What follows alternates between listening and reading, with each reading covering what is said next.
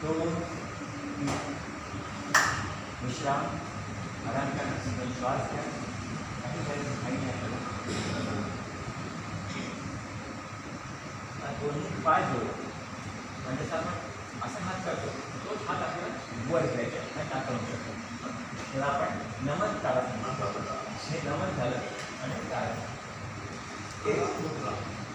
प्रणाम थोडा वेळ थांबायचं जितकं शक्य आहे परत से 2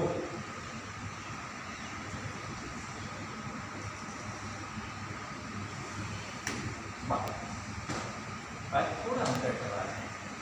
आणि मी कसं करतो त्याला आपण डमरू म्हणतो असं असं डमरू करायचं आणि खाली थोडे डमरू कर